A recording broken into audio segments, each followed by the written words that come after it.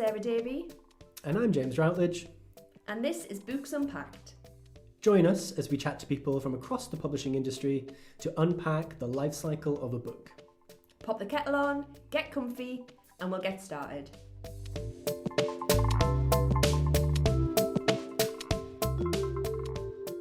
Hi Jenny, thank you so much for joining us. Thank you very much for asking me. I'm really looking forward to this conversation. We're talking about the life cycle of a book, but what I would love it if you wouldn't mind starting off by just telling us sort of who you are for the listeners and a little bit about the book, maybe. Oh, fantastic. Yes, I am Jennie Godfrey and I am the author of The List of Suspicious Things, which is a book set in 1970s West Yorkshire. And it's the story of what happens when two young girls decide to catch a killer. And it was out in February this year, and it's changed my life, to be quite honest with you.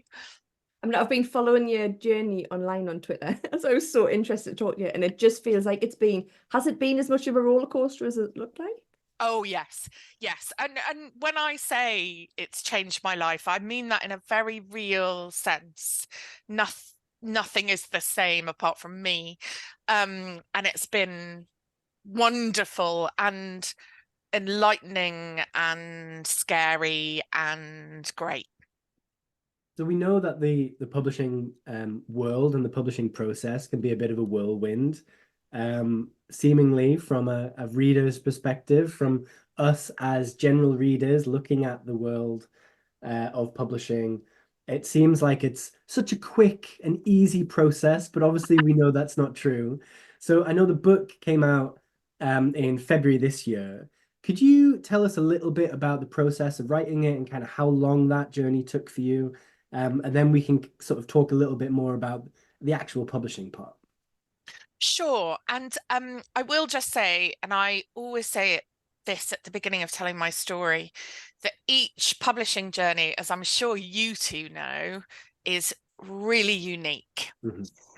And the timings can be completely different. The way of getting there can be completely different. So although I share my story, I always say don't benchmark your own experience against it, because then you'll find that it's different. And certainly I do know that mine has been to some extent unusual, but we'll see. I mean, you can tell me, you've talked to more people who've done this than I have. So I actually wrote the book like so many people did. So this is where I've got a similarity during lockdown. So 2020, there was not much else to do. I had actually already taken redundancy from my job. I'd done the opposite of what people say and given up the day job before I started writing. Mm-hmm. And I wrote the book quickly. So it took 6 months to write. Wow. Yeah. This is where well done you. Yeah. This is where I say do not benchmark your experience. I also do need to caveat that with the fact that I'm a chronic underwriter.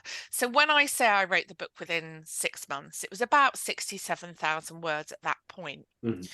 And because I had written part of it on a Curtis Brown creative writing your novel course. Oh yeah. And again, lots of people have done those. An anthology of our work was sent to agents. And so actually I found my agent via her emailing me and saying, I've read part of this book. Have you finished it? Can you send it to me? Yeah. Which I did. Because it was Nell Andrew, who is an industry titan. Yeah. And I was so excited. I think I sent the full manuscript to her before she'd even pressed full stop on the email. I was so excited. Luckily, she is the kind of person who responds very quickly. So she read my full manuscript overnight. And within a week. I know, it's just like, this sort of, it is the dream. And it's like you're ticking all of the boxes for what people want. I just wish people could see my writer's face. Oh my gosh. Yeah, I haven't even told you about going on submission yet. Okay. But anyway, there is a bit now where you can go, yeah, this this sounds more like it. Because Nell did say we've got work to do. Yeah. And actually, I spent the next year editing the book with Nell. But editing for me looked like doubling the book in size. So the finished product, I think, is 105 to 110,000 words from the 67 that it originally was. So my edits were mainly Nell saying, can you give me more of this? Can you give me more of that? And that took a year to do, just in case anyone hates me out there. And then at that point, she said, it's ready to go on submission. And I've told this story before, but it always makes me laugh that I was really busy the day it went on submission. And so I didn't read the email because I didn't have time. And I knew from all the expectation management everyone had done that I was likely not to hear anything for at least a week, maybe even up to a year. Mm-hmm. So I had no expectation that anything would happen in a very quick time frame. So I hadn't read the email. And then a few hours later, I was driving home from my day, and Nell rang me and said, are you driving? I think you should pull over. We've had our first offer, and that was 7 or 8 hours after the submission had gone out. I'm so sorry, Sarah. Look No, at you your know what? face. I think it's brilliant because when I mentor writers, and I always say, it doesn't always happen like this, but it does sometimes. And when I wanted to talk to you, I was like, I feel like it couldn't have happened to a nicer person. Oh, And that's so lovely. That might sound weird, but I just thought this looks like it's been an amazing journey, and I love to see it. I love to see a writer, because I'm an underwriter as well, and this makes me feel good. I always have to add more, always. Like, I've written a novella, never a novel, but it feels lovely to see it happening, because that's what the magic is. There's a hope that it could happen like that. So, well, also the bit I always say to people is, it proves it can happen to a person who is not famous in any way, shape, or form. Yeah. I am so far from a celebrity, I can't tell you. And to a northern working class book, because this is the story of northern working class lives. And to somebody who did not have any connections in publishing prior to 2020. So there's lots of myth busting, I think, that happens with my story. I hope. Oh, also, I'm not young. All the things that you might think that matter or that go on, and I'm sure that they do. In my case, it's the opposite. So from submission, obviously you started getting offers. Yeah. I mean, that is obviously such an exciting time for you. I mean, how long did that process take? Because I think a lot of people talk about, oh, it was out for submission, and yeah, it took a little while, and then suddenly I've got a publisher. But actually, that all can take quite a bit of time as well. So, oh, but James, now you've set that up, and it was 48 hours. So I signed 48 hours later. Wow. And so, I mean, obviously we don't need to get into money. But I mean, how many offers did you have? So it was an unusual situation, and not one I've heard of talked about before in the UK, but apparently this happens a lot in the US, where I went into, I think the term is closed loop auction, where it was essentially a preempt, but it was preempted by Penguin, and then different imprints of Penguin bid for it. Does that make sense? Yeah. So yes, so I knew that there were probably other offers coming, and we could have gone to auction, as in open auction, not a closed loop one. But for lots of different reasons, including the fact that it's a lifelong dream for me to be published by Penguin. I decided to go down that route. Yeah, I mean, that is the dream. And I think, for any writer, any reader out there, Penguin seems to still be the pinnacle, isn't it? Yeah. I think, you know, we know there's so many imprints of Penguin and there's so many other publishers out there, but once you're in the family, the Penguin family, Yeah.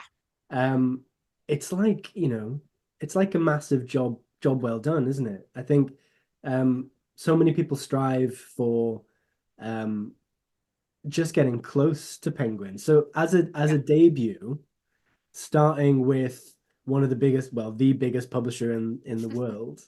Yeah. I mean, what kind of how did that feel? I mean, what kind of pressure were you under, or were you just elated? Were you just happy? Well, no, I wasn't just elated and happy. I was all of those things, but I was also blindsided and couldn't sleep.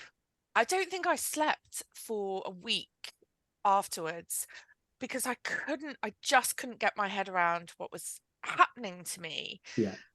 But also, you know, I made a very, very big decision in a very, very short space of time.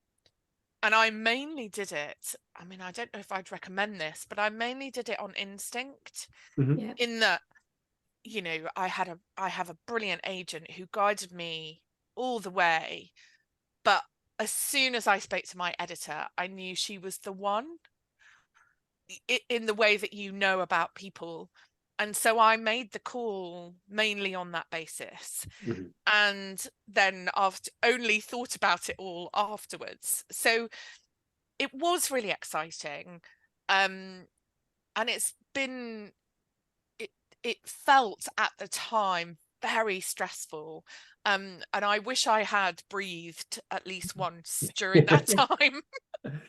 To enjoy it and to Yeah. kind of, you know, make the most of the Yes. moment as well. I mean, yes, it was 48 hours, but Yes.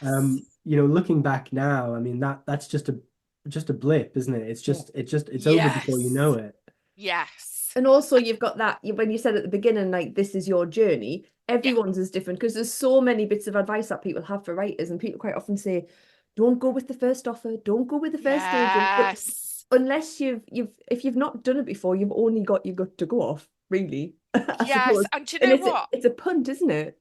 It is. And I have throughout this, and we are going to call it journey a lot, even though I really hate that expression, but it is the only way to describe it. I have done the opposite of the advice I've been given in quite a few instances, and I've done that thoughtfully. But I also think it's really important to trust your gut and your instinct about things. So lots of people said to me, you must go to auction, don't take a preempt. But I knew when I spoke to my editor that she would be the person who edited my book. So I was kind of, why would I now put loads of people through the process of bidding for my book when I know that this woman is going to be the person I work with? That just didn't feel right to me. Yeah. And so I've done that quite a few times where I know what the advice is, but I've trusted my instinct. And so far, I'm going to touch wood now, but so far that has proved to serve me really well because I've had the best time. So, Jenny, getting into this, I mean, you know, obviously you've got Nell there for support. You've now got an editor. But the whole world of not just publishing, but actually specifically Penguin Random House is a bit of a head scratcher. So, I mean, how well did you know the company? You know, because we've just mentioned, you know, imprints and, you know, a lot of people who are going to be listening might fully well know kind of what those imprints are and what that kind of means. Yeah. But for those who kind of don't, I mean, Penguin Random House is, as we said, the biggest, one of, if not the biggest publishing company in the world. Now, you know, on the book itself, you know, obviously it's got Hutchinson and Hyman, Yeah. which is part of Cornerstone. Yeah. And Cornerstone is an imprint of Penguin. And it Yeah. can get a little confusing. I mean, how much knowledge did you have going in to that kind of discussion? And when you were aware that Penguin were doing this sort of in-house bid, I mean, did Nell or anybody else give you a little bit of advice with maybe which imprint suits you best, or did you Yeah. have an idea of that going in already? So these are Such brilliant questions, by the way. Really brilliant questions. So I knew a fair bit about the publishing industry before I went into it, because I am that sort of person who has to understand everything. And it's one of the reasons I did a Curtis Brown creative course, is the fact that as well as focusing on the writing, they focus on helping you understand how the industry works. So I had a fair understanding. I also became a part-time bookseller in order to understand the business better. Amazing. I wanted to know how a book gets into a customer's hands. And so off I go to work at they did pay me to work at Waterstones at Christmas. Turns out I really loved it, so I ended up staying. But that was my first reason for doing that. But even that didn't give me the kind of knowledge that you're talking about how imprints work and who imprints are and all of that stuff. So I had enough to know I wanted to be with Penguin. I had enough to know what an imprint was and what that meant. But I do remember Nell saying to me, so my editor / publisher is an incredible woman called Venetia Butterfield. And she is the MD of Cornerstone. So what a name. That's a literary name, isn't it? Such a It's literal such name. a literary Amazing. name. And you know, she's worked at Penguin forever. Yeah. And she's like a bit of a legendary publishing person. So she no longer is like an acquiring editor. She is the MD of Cornerstone. So she looks after, I don't know how many imprints, but a substantial amount of imprints, shall we say, of which Hutch Heinemann is one. And Venetia buys a book every 2 years, maybe, Okay. herself, and then she publishes it via one of the imprints that she looks after. I knew none of that, and I knew nothing about that beforehand, but Nell was brilliant and really guided me around that. But I did also understand. So, for example, I knew who had published Lessons in Chemistry, for example. I knew who had published the big books or big debuts who had launched over the last couple of years. So I knew which imprints were responsible for those things. And I still made my decision on the basis of Venetia being a publishing powerhouse. Yeah. Which was the right call for me. I think it sounds like what you've done a lot of what we kind of say people should do. You know, when you go into pitch a book, people quite often say you should have a look at where it might sit, you know, on the bookshelf. There's a lot of people, because I've done a lecturing and different bits of writing, there's a lot of people who think, well, why should I do that? My book should stand on its own. But if you want to write a book that's going to be published and going to sell, if you can arm yourself with as much of that knowledge, it does give you a better chance. And it sounds like you've done your homework. Yes. Like, tick, big A+. It sounds like you've worked really hard to do that. If you were my student, I'd be like, well done. I mean, I think part of that comes from before I started writing, I worked in a corporate business for a really long time. I had a big job, and I understood how that business worked. And I definitely gave all of that up because I hated it. And now I'm really grateful for it, because it helped me almost compartmentalize. My writing is one part of my professional life, but the business of publishing is the other half of my professional life. And that's not for everybody. Some people would hate to have this, you know, as much knowledge and to work in the way that I've worked with the team that I work with. But for me, it was really important to be a part of the publishing team as much as the writer of the book. Yeah. I mean, you know, it sounds like, I mean, obviously it's not, but it sounds like this has kind of come as the perfect gift to a publisher. You know, you've done your homework. You know where you want to pitch the book. You know, and I think you're doing a lot of the work for them at that stage, really. I mean, because what they're already doing is they're thinking about how to sell it, you know? Yes. And if you're in a position to go, well, you know, like you mentioned, you know, lessons in chemistry, Bonnie Gomez, I mean, that's a really interesting comparison, actually, because lessons in chemistry did a really similar thing, much in the way that I think Gail Honeyman did with Ellen Oliphant. Yes. I think, you know, you get this massive hype pre-publication, Yeah. and you've got the publisher who really knows what that book is and Yeah. how to push it to its audience. Yeah. Lessons in Chemistry has gone on to do incredibly well. Obviously, kind of adaptations and book clubs, and it's done really well. Eleanor Oliphant, again, I mean, that was a book that it wasn't a sleeper hit. I mean, this is one that the publisher knew was going to be big for them, Yeah. and big debut author of that season. And it was everywhere, you know. And I feel like Cornerstone have kind of marketed your book in a very similar way.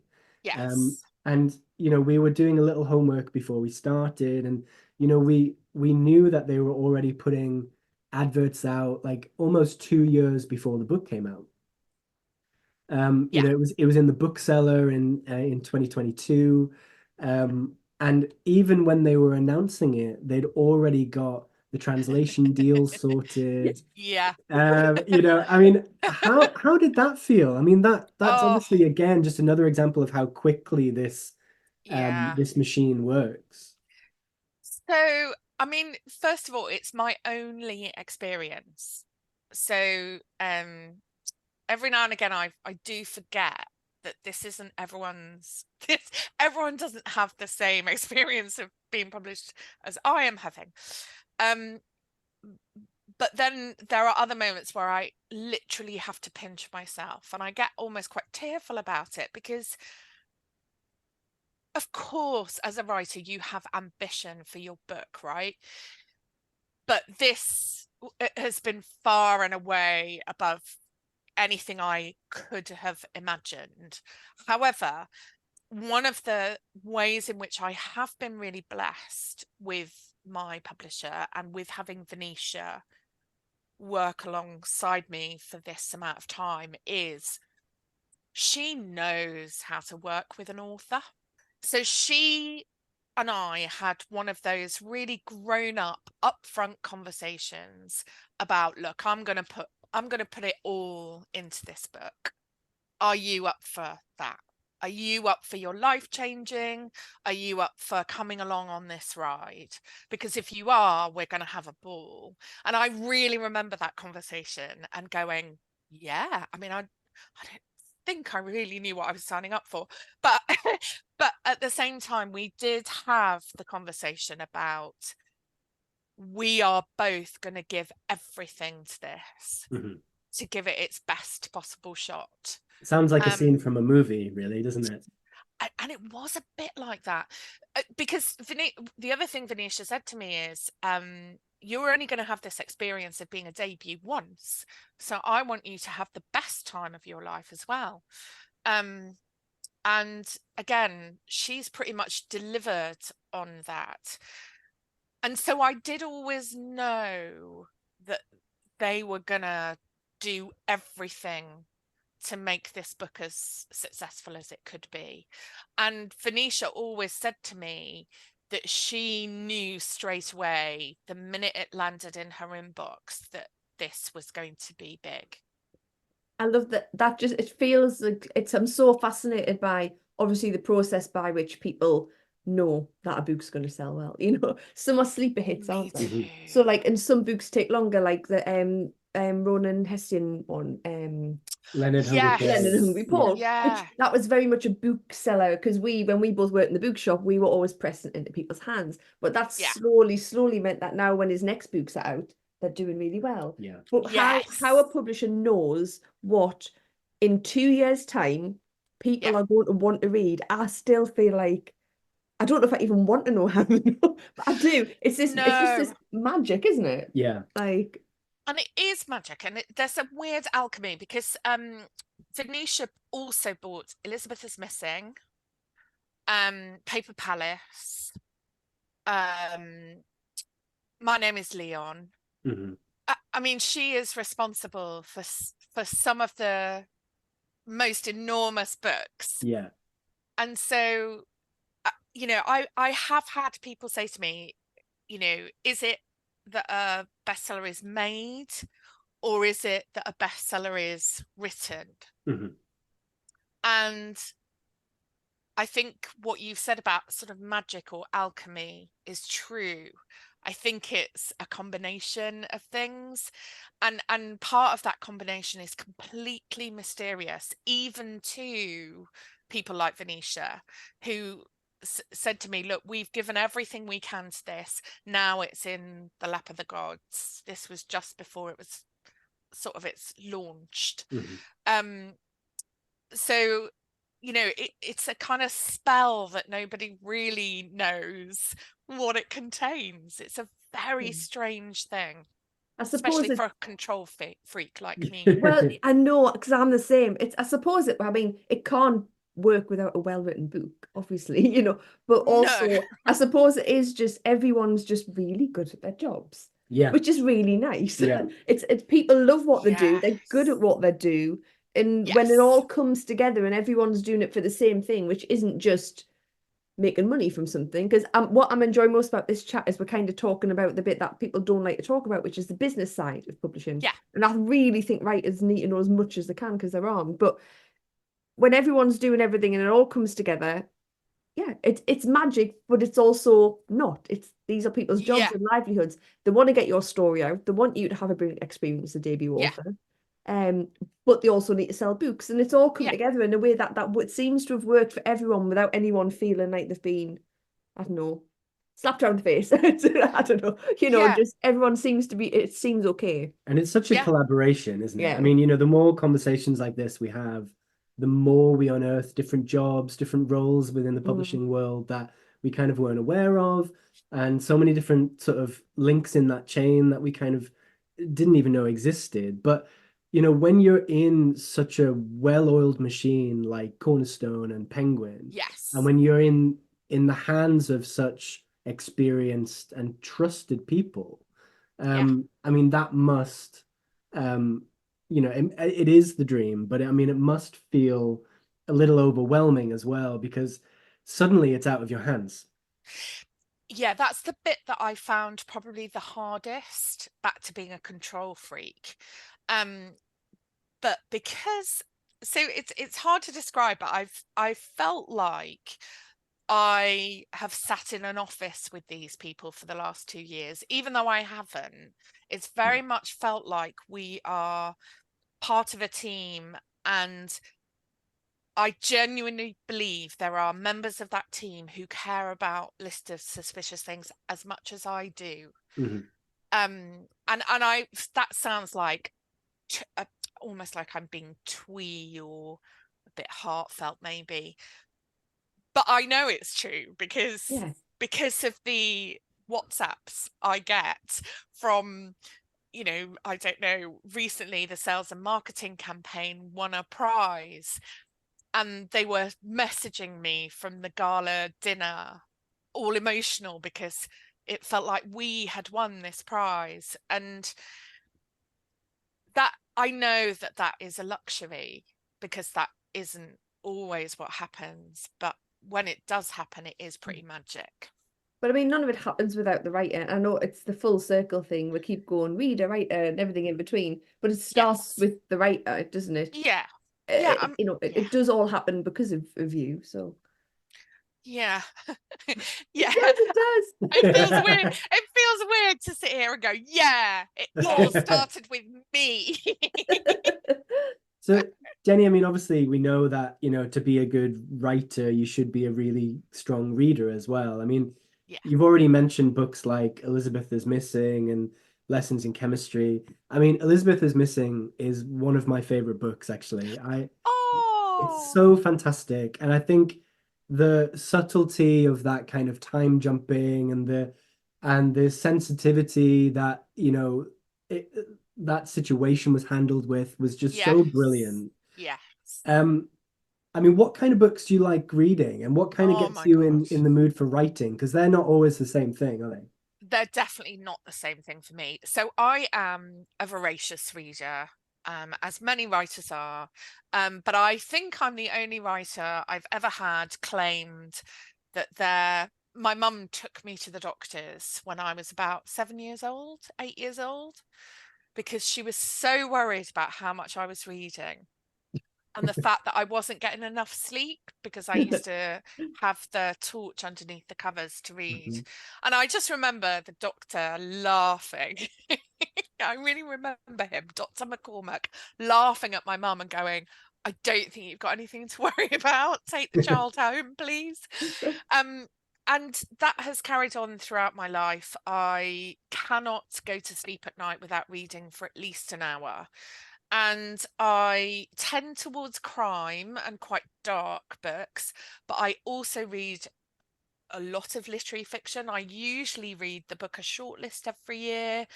I always read the Women's Prize shortlist. But I'll also read romance if it's sent to me. I'll read fantasy if it's sent to me. I mean, genuinely, I have a love of words and particularly a love of story that is such that I will, if it's beautifully told, I'm in. Now, in terms of books that get me in the mood for writing, that's where I do lean towards literary fiction. Even though I'm not a literary fiction writer, the beauty of the words in those kinds of books really inspires me. But I also love to read and listen to, in particular on audiobooks, books about writing. You know, Stephen King's on writing. I've just been lucky enough to read a proof of Hattie Crisell's Oh, the in new book. writing. Yeah. Yeah, it's really good, Sarah. It Such a does good look great. book. Yeah. Get that pre-ordered. It's so good. So anything like that, Big Magic, I like to read and particularly listen to those things when I'm in the mood for writing, because I find they really inspire me. Mm-hmm. I know a lot of the press around your book has touched on kind of going back to your childhood and the real events that have inspired the book. Mm. Do you read any true crime? I probably read more true crime in the lead up to writing this book. Sure. And I mean, I do listen to true crime podcasts. I am one of those people that does do that. And I say that with a slight hint of embarrassment, just because I know it can be really judged. But I mean, this is probably a totally separate episode of your podcast, but I have a whole case ready for why it isn't gratuitous listening to true crime podcasts. I think there's a whole thing about anxiety and mental health and the kind of person who listens to true crime podcasts. But that sounds like something you should do an episode with my husband, who's a massive, voracious podcast listener. The two of you, yeah, that sounds, and he feels very the same about those, because I'm not into them at all. I feel really uncomfortable. I don't judge other people, but I personally find it really uncomfortable. But he's like, no, there are reasons, and I'm like, I don't want to know, but yes. Well, also, I mean, you know, look at the format of this conversation. I mean, we are podcast people, but I think it's however you get that information across, isn't it? And it's just different ways of storytelling, right? Yes. Oh my goodness, yes. And there are some sort of true crime books or writing that I have been massively inspired by, like The Executioner's Song, In Cold Blood. You know, I love those kind of narrative non-fiction stories. Yeah. So obviously you wrote over 2 years ago, you wrote the book. Yes. I've read some interviews where, you don't want to return to this subject matter particularly. That's correct, yeah. And what are you thinking of going? I mean, you're doing a PhD in creative writing at Bristol as well, aren't you? So what are you working on writing wise at the moment? So the PhD is actually on pause while I'm promoting this book, although I'm going weirdly. I am going tomorrow actually to talk to Bristol University writers about this experience that I'm clearly having. But I am working on interestingly another novel set around a real life event. Okay. I am really interested in that idea of, one of the things I've loved about the list of suspicious things that I did not plan for, but now I'm kind of taking into this next piece of work, is people coming to tell me their experiences. I have queues of people wanting to tell me about when they were growing up and when they heard about Peter Sutcliffe and what they were doing and where they were. And I find it's so connecting as a writer with your readers to have them really feel something personal when they're reading your book. So I am working on an idea at the moment, which is around another real life event. It's not a crime this time, but it's already something. So I tested it out. I'm going to do a real clangy name drop right now. Do it. Just because I can. I tested it out on Fern Cotton this week. Yeah, as you do. And I was interviewing her for the launch of her book, and I said, oh, right, if I was to say to you, blah, blah, have you got a story? And immediately she was kind of, oh my God, yes, I do. And as soon as I was like, right, okay, I've got my moment in history. So I'm looking to write around another moment in history. And it does give you that connection, because we're all quite often, we read for different reasons, and sometimes we're looking for escape, and other times we're looking for that moment that we can recognize in ourselves. And so something that everyone's got, I mean, people talked about you shouldn't write about lockdown in books, but I'm sure that if you read a book about lockdown, will identify in some way, having those little touchstones within. It doesn't have to be a book that's, you're writing fiction based on real events. It is still fiction. But having those elements in it really, really do help to keep the reader connected, and it keeps the reader grounded, and it makes them feel like they could experience it well, which is, and I think, really powerful, especially in working class stories. It's that bit of connection that makes people feel like, yeah, that could be me. Yes. And people, as you said, people read for different reasons and people write for different reasons. Some people write to create beautiful sentences and to have their readers feel something in that way. I am definitely a storyteller first, and I want the reader to feel things. I'm the writer that cheers when people tell me they cried, quietly, obviously. But yeah, that is definitely what I write for. Connection. While you were talking about kind of being inspired by true events, but then keeping fiction at the forefront. I mean, it reminded me of a conversation that I sat in on with Emma Flint. I don't know if you've read Little Deaths or Other Women. I mean, both books inspired by true events, but and Emma kind of highlights this every time she speaks, is it is fiction, and there has to be some creative license there still. Yes. How did you finding that balance? And also now, especially that people are talking about it and sharing their experiences, are there ever times where you just need to draw the line and say, actually, no, that part didn't happen, or this isn't me? less so. I can imagine Emma has that experience much more than I do, because she writes about the situations themselves. Yeah. The thing I've always said about my book, and I think people see it when they've read it, is it's not about Peter Sutcliffe. Yeah. And it's not about the murders. Every tiny weeny bit of that piece of the book, which is a very small part of the book, is absolutely factually correct. Mm-hmm. Yeah. And I felt really strongly about that, that I needed to honor those women in particular. But everything else is fiction. And it's actually been really interesting, because most people really do accept or see that. I did have, this might be something you might not want to put on the podcast. We'll see.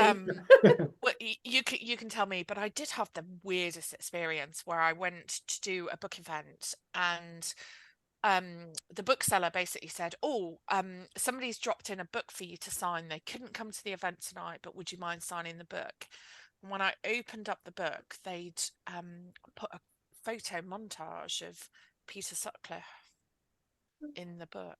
Wow. Oh my goodness. I know. Oh. Your faces right now are exactly what my face was in that moment. And I kind of went, well, that's definitely somebody who hasn't read the book. Yeah, sure. Yeah. Yeah. But if we choose though to write about things, like there'll always be people who can't For see past those things, sure. always. And we're not writing those people necessarily. No. And there's all, there'll always be people who don't think we should write about things at all. Yes, and in fact, there were, when people were looking at the manuscript, there were a couple of agents who didn't want to look at it because it was based around murders that happened. And I understand that. Yeah.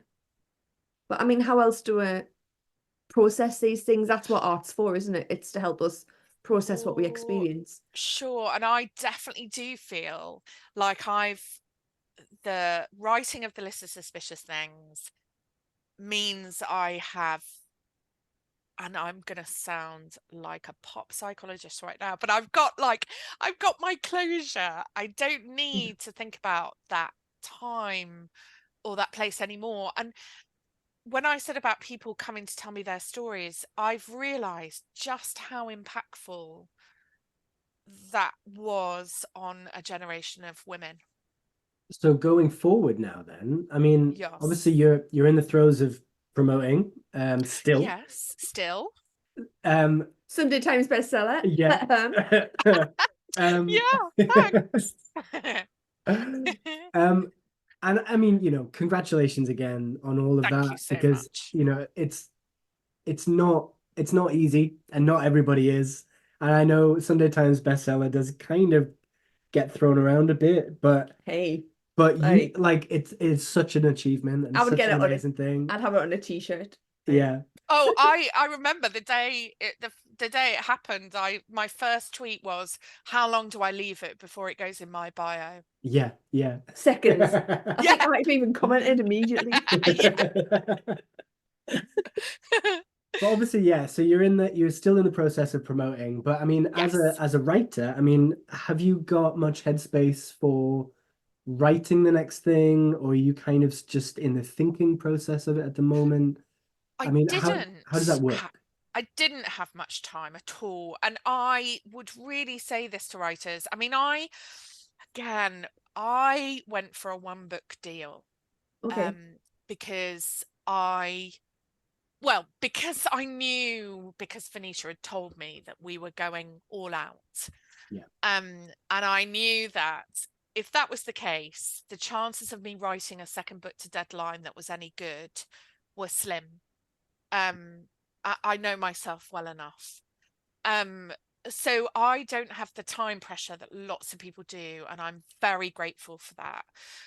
Because when you are promoting it, it's almost like you take off one head and put a different head on. The two are not compatible, I don't think, at all. And I'm just coming to the tail end of that now. I think it starts again in September a bit, but it's at the tail end. And I found that my desire to write is going up as my promotion goes down. So I've got probably the first sort of 3 chapters of this new piece of work to share with my agent in the next few weeks. And what I'm hoping is that I get the summer to just write. Yeah.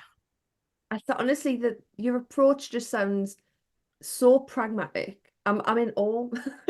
Everything you've Bless you. done makes me think that's because I love control and the whole process of sending work out and the submissions tracker, and you're just waiting. And Yeah.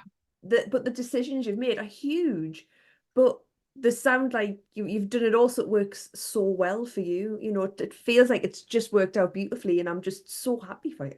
Honestly, I'm absolutely thrilled for you.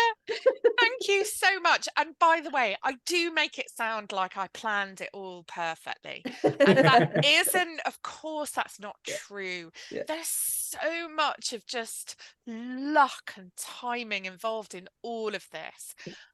And I am the sort of person that needs to understand what they're doing at all times. And if there's one thing I would say to aspiring, traditionally published writers, that didn't make sense, but you know what I mean. We do. It would be understand the business you're joining. Yeah. If you don't care about making money or a career, then don't. Like, just do it for fun. That's great. But if you do care about those things, I'd say have your eyes open. Yeah. Yeah. And I mean, there's no template, you know, everybody does it differently. But I think, you know, the way that you're talking about publishing is still really inspiring. And, you know, you've been through it now, you've got your foot in the door, so to speak. And, you know, you still sound as passionate as I imagine you would have been 3 years ago. Yes. You know, go on. No, sorry, I'm so sorry. I was jumping in because I just realized I need to say that the writing is still magic. Yeah.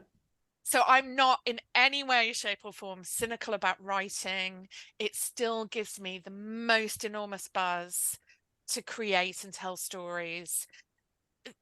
You can have the two. They can sit side by side. Knowledge and the beauty of creativity can sit side by side.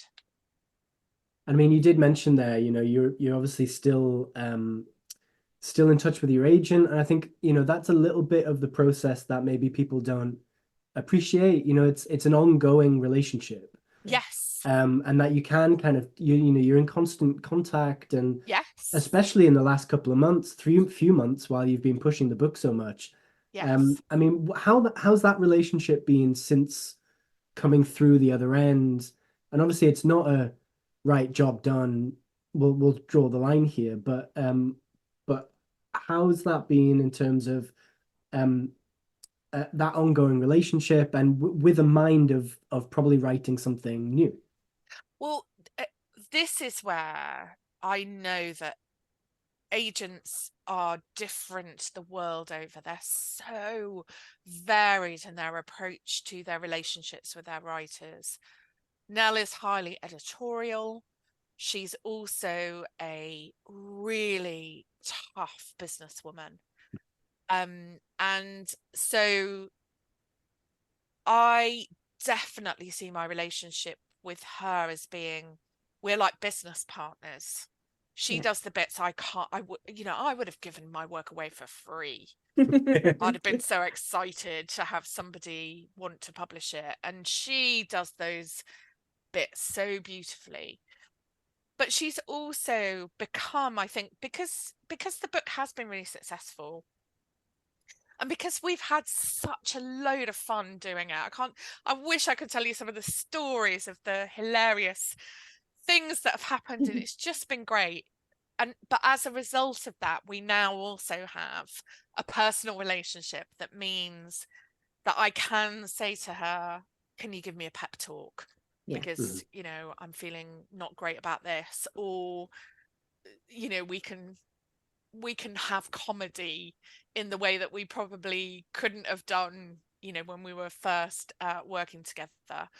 But she is, what I love about now is she cares about the future for me.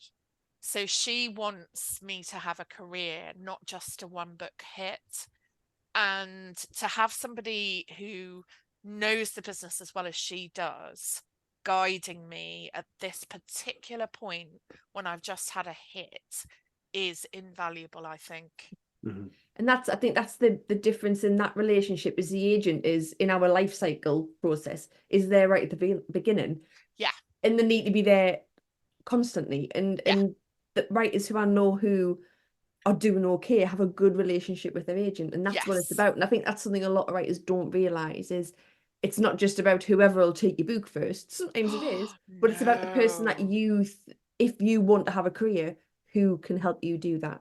And that's where 100%. you've got to trust your gut a little bit and make, you know, sometimes take a bit of time to make a decision. But that early relationship with the agent, I think, is really important. Really is. Yeah. As we're kind of wind up, I've just looked at the time. Yeah. We've been here a little while. It's been so good. Oh, it's been so good. I feel like we've been, you know what this has felt like? We want this podcast to feel like we're having a chat over coffee, and I feel like that's what it feels like. It's been so lovely. Do you want to? No, it's been really great. And I guess, so obviously we're talking about the kind of the chain, the kind of links in this chain of this sort of life cycle. We've spoken about agency, you know, agencies. We've talked today about your kind of relationship with the publisher and how that's kind of ongoing. We've not necessarily touched so much on production and kind of the look of the book and things like that. And I think, you know, maybe for your next book, we'll come back to you and we'll talk to you about other little bits and the kind of the nuts and bolts of the particulars. And it's the thing that the reader, the customer on the other end is going to be looking at, you know, and it's the marketing of it. You know, obviously we've said, you know, your publisher's been pushing this for a couple of years now. You know, and actually talking about the little elements of that, because we've seen, you know, we've seen the book, you know, right across social media. But, you know, in a similar way, debut novels can be on billboards and can be kind of on the TV. And there's all sorts of different ways of getting books into hands of readers that we've not necessarily talked about, but is very much a part of our conversation. And so we're going to be kind of moving on and talking to other people in the industry. And I was just curious, and we always kind of ask this towards the end of the podcast, is, you know, if you were in our seat, who would you want to talk to as part of that industry, to sort of maybe an element to demystify slightly, or someone who you work with slightly more hands-on that you think as an audience people should know about? Oh gosh, that's actually really hard. But there are two, I think, unsung heroes of the book business, or two unsung hero roles of the book business that I'd love you to talk to, which is booksellers and book bloggers. Because I definitely know that the list of suspicious things would not be where it is without the hordes of book bloggers who read it early and tweeted the shit out of it. And they are unpaid champions of books that I find, I mean, for me, they're my heroes. But the other one is booksellers. I genuinely think that writers often underestimate the power of the individual bookseller. And there's a book seller at my Waterstones that I work at called Dave, and he has worked for Waterstones for about 20 years, I think. He is the expert bookseller in our branch, and he outsells every other bookseller. When he's got his teeth into a book, he can sell more copies of that book than any other Waterstones in the country. Amazing. Brilliant. Yeah, and it goes to show, what word of mouth can do, and For sure. and we kind of call it hand selling, in bookshops, and it's such an important thing, and book recommendations, and even in this conversation, we've spoken about other books that people may have read or heard of, and that's all part of the game, isn't it? And it's the fun bit as well. Yeah, for sure. And I definitely, when I was book selling, I realized the power that we wield to influence people's taste and buying habits around books. Yeah. So yes, I'd definitely be talking to those kind of unsung heroes. Okay. Thank you so much. Honestly, it's been an absolute pleasure. And it's been a joy. I feel in a really good mood now. I mean, we're good because it's sunny in the north. So I mean, yay! It's a miracle. Well, Jennie, good luck with everything you've got coming up. So and I know you said it's going to kick off again in September. So yes, enjoy the summer. I will. What little downtime you might have, try and cherish that. And I hope you enjoy the next leg of the journey anyway. Thank you very much. And you've been an absolute joy to talk to. Oh, thank you. Thank you so much.